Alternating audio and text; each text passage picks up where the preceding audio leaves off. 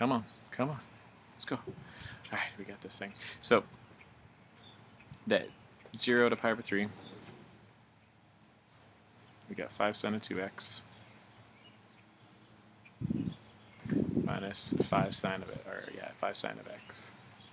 That's our first integral that we need to calculate by hand and figure out in order to get our solution, and hope I do it right. So it's going to take a little while, but I'll dive into it.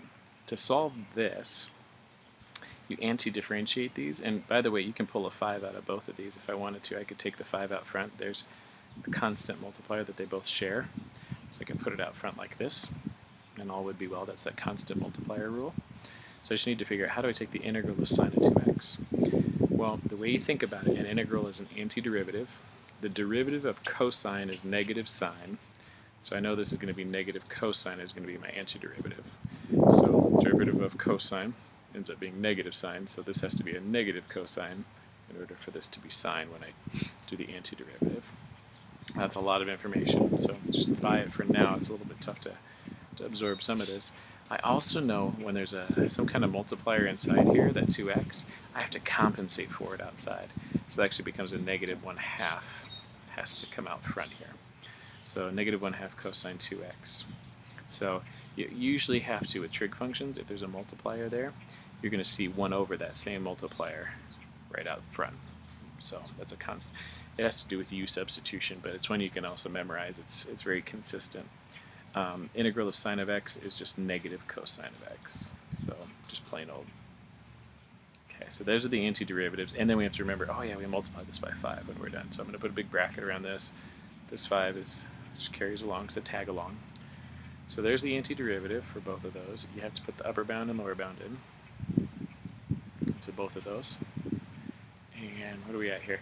So as I put in the upper bound, I'm going to get this, and I might want to distribute that 5 back in there, and I hope that doesn't freak you out. But if I take this 5 and put it back in, it might make it a little bit nicer to look at. These minus and negatives will become a plus. So if you can follow this, it'll be negative 5/2 cosine of 2. And I'm going to put in the upper bound first, pi over 3. Okay, we'll figure out what that is here in a minute. And then, oops, I forgot to put the 2 with it. Dink, dink, dink. Bingo. Got it. So that's 2 pi over 3. Because you're doubling it when I put pi over 3 in there. And then plus, minus a negative, 5 cosine pi over 3. Okay, and that's the top piece. And then minus, because you're going to put the upper bound in there, it's going to be minus, and then I'm going to be really careful about this, because there's a lot of negatives going on here. Negative 5/2. So it's the same thing. Remember, whatever I have here, exactly the same. The only thing is I'm substituting in 0 in these locations instead of pi over 3. So it'll look the exact same. So cosine, instead of 2 pi over 3, I'm going to put in 2 times 0, which is 0. And then plus 5 cosine of, instead of pi over 3, 0 is what I'm putting in there. Okay. So those are that's my putting in the upper bound and the lower bound and subtracting. Barring I didn't do any weird mistakes on calculation, which is possible, we should be good. There's some nice things about these cosine values. If I do the unit circle real fast off to the side here, the cosine is the x value at these angles. So here's 2 pi over 3. Let's zoom in here a little bit. 2 pi over 3. And here's pi over 3. The cosine is the x value, the x coordinate at those locations, and both of those are to the, one's to the right 1/2 and to the one is to the left 1/2. And so the cosine of 2 pi over 3 is actually negative 1/2. And so if I go in here, I'm going to use a different color, something purplish. But that right there, that purple circle right there, that's negative 5/2. That is equal to negative 1/2. Plus 5 cosine of pi over 3. This next purple one that I circle right here, that one is worth 1/2, positive 1/2. Okay. And then minus, so this is all in brackets. I'm going to do the negative 5 cosine of 0, and the cosine of 0, I go to the unit circle, at 0 degrees, cosine is positive 1. So what you're doing is it's negative 5/2 times 1, which is just 1, plus 5 cosine of 0, which is also 1. So there you have it. We end up with this nice little sum. And so, if we can do this, you can pull out a calculator at this point if you want. But this little dude right here, you just multiply those two together, it's positive 5/4 plus 5/2. And then you're going to end up with minus, and this becomes negative 5/2. Okay. Minus and negative becomes plus, so what you're going to end up with is putting together 5/2 and 5/2, which will make 10/2.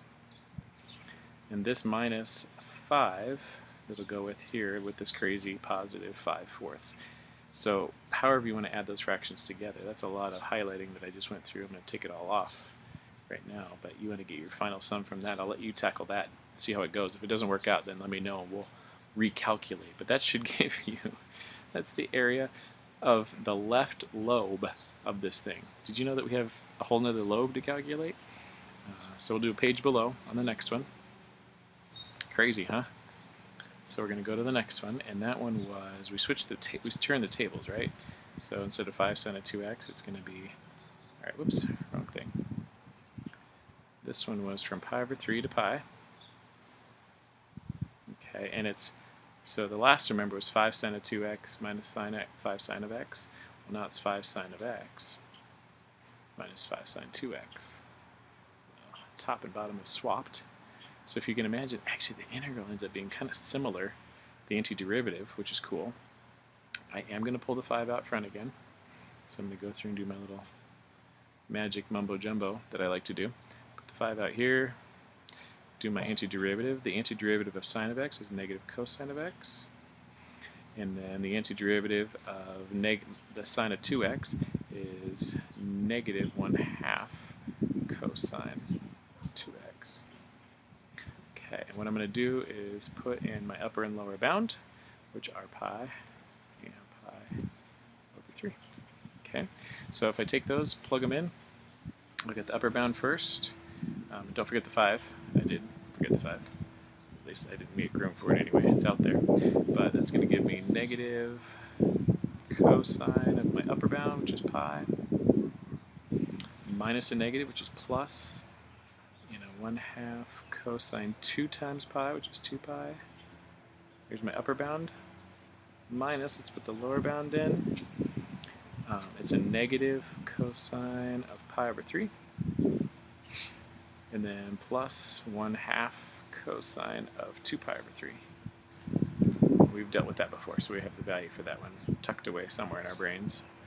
Okay. Ultimately, I'm going to write the numbers out. Since we've kind of done it before, I just want to make sure it's kind of okay. What you're going to get when you distribute that 5, things you want to know is the cosine of pi is negative 1 from the unit circle. That's something that works, so that value I know. And the cosine of 2 pi is positive 1. That ends up being 1. Okay, so this is all unit circle. If I go to pi, right here, the x-coordinate is negative 1. If I go to 2 pi, which faces that direction, the x-coordinate is 1. And so in the end, I get 5 times negative cosine of pi, which is 5 times negative 1. So it's 5 times 1, which is 5. Okay, that's that first piece. I just took over right there. And then 1/2 cosine of 2 pi, but I put the 5 with it. So that'll be 5/2 times the cosine of 2 pi, which is 1. So it's just 5/2. And then I go minus, and then on the bottom part, negative cosine of 2 pi over 3. That's cosine of pi over 3, if you remember, is 1/2. So it's going to be negative 1/2. And then 1/2 cosine of 2 pi over 3, which happens to be 1/2 itself. Okay. So that's a whole lot of fraction adding that you can put together, and that'll get that's the area of the right lobe. So from the two pieces here, we got the area of the left lobe from adding together this chunk of fun. We got the area of the right lobe from adding together, oopsie, a little too far on a little too large on that one. Area of the right lobe from adding together this chunk of fun. And that'll give you the area between those two curves.